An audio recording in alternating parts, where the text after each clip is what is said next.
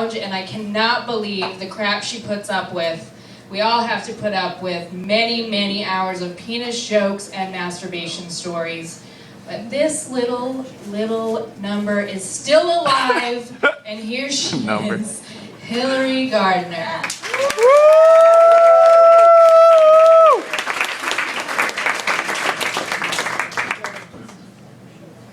How are you guys doing tonight? You guys are awesome for coming out to this. I want to thank Chris Bell for inviting me to do this.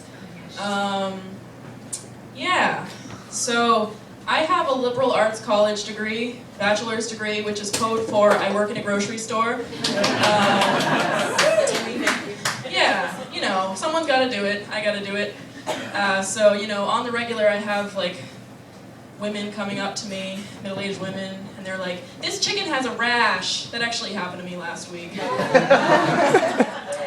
So yeah, gotta hear that sometimes. So I'm trying to come up with new ways to make money so I don't have to diagnose chicken rashes anymore. And, you know, the Beanie Baby economy crashed long ago. Sadly, I wasted a lot of time on that bullshit. I have like a Tupperware bin that's like bigger than me at my mom's house, and it's just full of Beanie Babies. I have the Princess Diana collectible Beanie Baby. If you want to buy it from me for $200 after the show, just come up to me. I'll be set for life with that $200. But for real though, I have a plan. I have a plan to get rich. I'm gonna find a cat with a fucked up face. And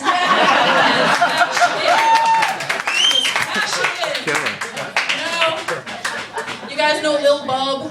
His tongue doesn't fit in his fucking mouth, and everybody's just like famous as shit. It's like if you're a cat and your tongue doesn't fit in your mouth, you're gold. You got a book deal, you get to talk to Matt Lauer, you don't even know how to talk. You can take a shit on the Today Show, and it'll just go viral. If you're a person and your tongue doesn't fit in your mouth, not so fortunate. So yeah, I have a cat, but unfortunately, she doesn't have a fucked up face. She's tragically symmetrical. Not lucrative at all. Not at all lucrative. Failure. So my new plan is that I'm gonna make a calendar, and it's gonna be pictures of me in like cat situations. So I'm gonna be the cat with the fucked up face. Because who's to say that I'm not a cat with a fucked up face and body? If you're gonna try to tell me that I'm not a cat with a fucked up face, you can just fuck right off. Because no one can prove that.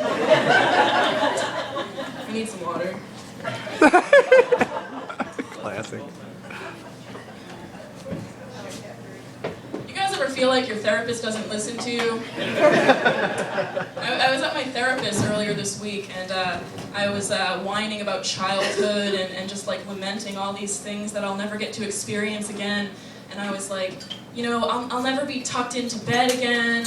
I'll never be washed in a sink again. And she was just like, well, not with that attitude. You're not listening to me. What kind of attitude would I need to adopt to be washed in a sink again? I'm pretty sure optimism is not going to take me there. Therapy. You guys watch porn? I was watching porn last week. I need my note cards for this one. And there was an ad in the margin of the video I was watching, and it was a picture of this girl in like slinky red lingerie, and she was really hot, of course. And there was a caption underneath it, and the caption said, "Fuck 6 girls a week using this one weird trick. Free video reveals how an accidental discovery exposed a strange loophole that makes girls want to fuck." A loophole, a strange loophole. I'm not sure how one would go about discovering the loophole. This guy just one day, this like douchebag in a lab coat, was just like trying to figure out this strange loophole. But it made me paranoid, because I'm like, you know, clearly I'm down to fuck, or at least masturbate, and this ad here is telling me that my desire is not my own, and so I'm like getting all paranoid, like what loophole has been done on me? Like some kind of weird douche voodoo. And it's kind of excessive to want to fuck 6 girls a week if you're probably not even fucking one. Seems a little bit greedy. You know, you can't have your cake and eat it too 6 times. And it's like if you're gonna fuck 6 girls a week, why not just 7? You have to like rest on the Sabbath or something. 6 is great, 7's way too much. Way too much. Yeah. Porn. I don't know. I have some one-liners for you guys. One-liners, aka tweets. Gentlemen, call me garbage because I make the trash man come reluctantly once a week. That's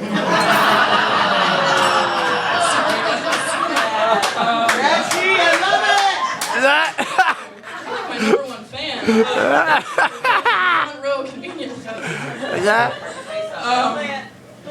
Let's see. You just call me Hill? Yes. We're on a nickname basis. Yep. Nice.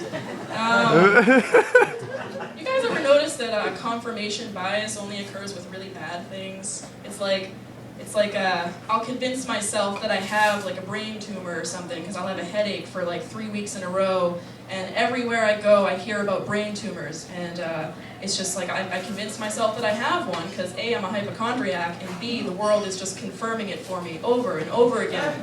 It's never like I wake up in the morning and I leave the house and I'm like, you know what, the world is fucking awesome. It's an amazing, beautiful place. And then it's like the first thing I see is like a cat on the sidewalk with like a saddle strapped to its back. And there's like a guinea pig in the saddle.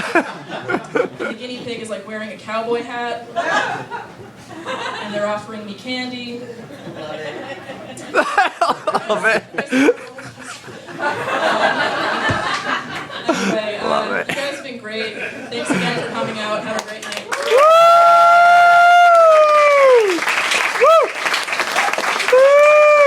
Alright, Hilary! Yeah. Yes. That is awesome. Wicked awesome. Alright, so this next chick coming up, I don't know why, but I have a tendency